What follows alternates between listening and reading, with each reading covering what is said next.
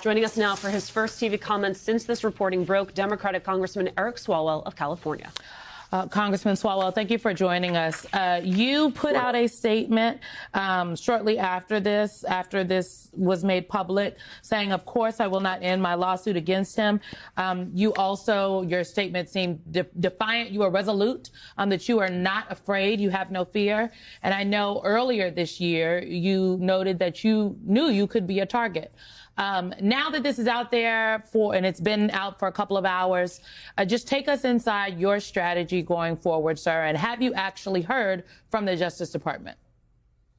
Well, first, of course, these allegations are false, just like the allegations against Adam Schiff are false and Letitia James are false and Lisa Cook are false. And a spoiler alert for you, there will be allegations next week against somebody that'll be false. No, the Justice Department has not said anything, just through leaked media reporting.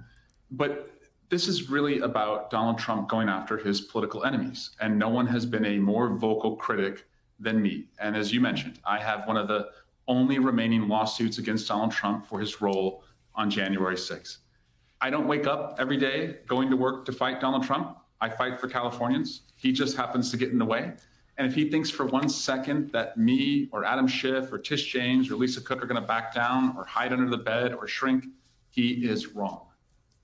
I think if we could, we have from the Wall Street Journal reporting, Congressman, that I think the context here is important to bring up, that just from 48 hours ago, a report in which Fannie Mae watchdogs were removed from their jobs who had been probing to see whether Trump appointee Bill Pulte had improperly obtained mortgage records of key Democratic officials, including New York Attorney General Letitia James, according to people familiar with the matter. Fannie's Ethics and Investigations Group had received internal complaints alleging senior officials had improperly directed staff to access the mortgage documents of James and others, according to the People. It was 2 months ago, I recall, when Bill Pulte, who is the head of the Federal Housing Finance Agency, made his first referrals as it pertained to Adam Schiff and Letitia James to the Department of Justice. That is what, to our understanding, has taken place today. Could you be specific when, as we wait to see if the Department of Justice seeks to take this up in a panel of grand jury, when folks ask you about the specific allegations of a double primary residence, what do you say about your situation? Yeah, I only have one mortgage and a residence in California, and I spend my time every week between California and Washington, D.C. This is, again, just Donald Trump doing everything he can to target his enemies. In our lawsuit, it's not lost on me that we've begun to depose members of the administration. And so you can connect the dots there if you will. But this is why being in the majority also matters, because these guys think that they can do this because they're invincible and there are no consequences. And a year from now, we are going to win the majority. And that's what we learned last Tuesday when California voters stood up against Donald Trump. And when we're in the majority, we will have subpoena power and accountability will happen. So Bill Pulte and any other lawless official who is carrying out these political prosecutions on behalf of Donald Trump, they should familiarize themselves with the Judiciary Committee room, because they're going to be spending a lot of time there answering questions. And I sure hope everything they did was above board. Congressman, even as you talk about the House of Representatives, there's new reporting today from our colleagues at MSNBC that you are eyeing a run for governor of California.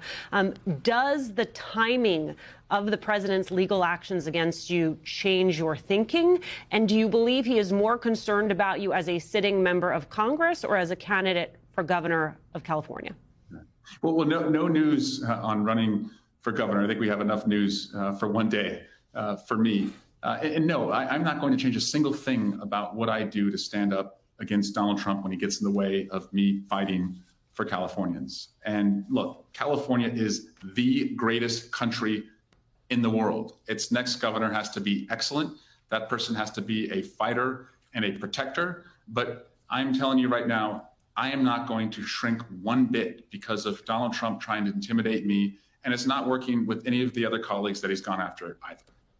You know what, Congressman, table, folks at home, it is not lost on me that whether we are talking about Congressman Swalwell, Lisa Cook, Tish James prior to the charges being brought, Adam Schiff, which no charges have been brought against the senator yet, but I guess, wait and see. These are These are potential. I read the reporting about what Bill Pulte sent up, the letter that he wrote to the Justice Department about you, sir. There were terms like potential, perhaps, maybe. I didn't know we were opening up investigations on a looky-see, perhaps. This, to me, is very chilling. It should be upsetting to people, whether they are Democrats or Republicans.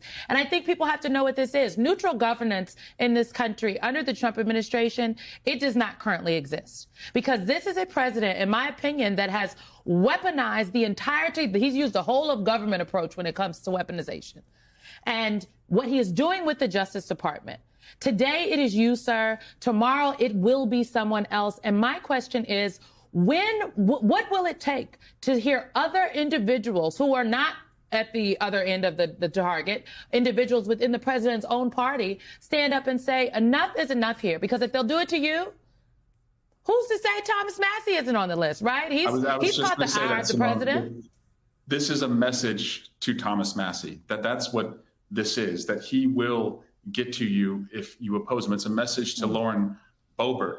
This president is entirely focused on going after his political enemies. But we should also step back and just ask, what is the cost of that focus? If he is putting under investigation his enemies and letting out of jail his supporters, where is his focus? We were told he would focus on lowering costs on day one. It's day 300. He's 0 for 300. He sent $40 billion to his friend down in South America. He's giving himself $230 million. He's giving a bunch of senators $500,000 each because their phone records were pulled for what they did on January 6th. And most Americans are just saying, when are you going to focus on me and my family and my needs and our dreams?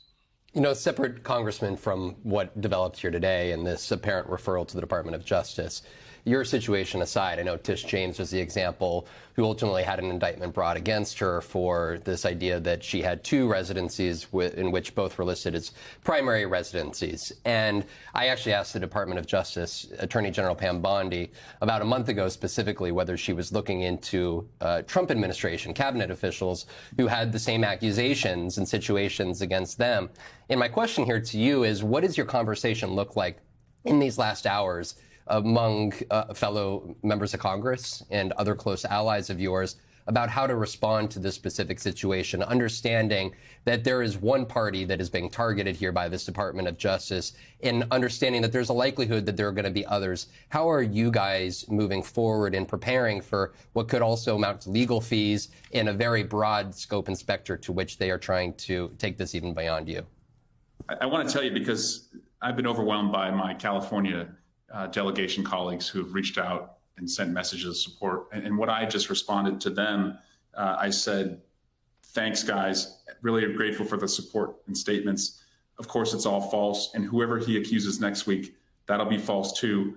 Our strength is our unity. And that has been the collective sense of not just the California delegation because of me and Adam Schiff, but of our caucus, that we have to all stick together. If he picks us off one by one, as he has done with law firms or universities or entertainment companies, you're much weaker. But when we link arms together and say, this is un-American, this is not who we are, we can stand up to him. And I'm inspired again by my fellow neighbors in California who stood up to him last week to match what he did in Texas. There is a way to beat this guy.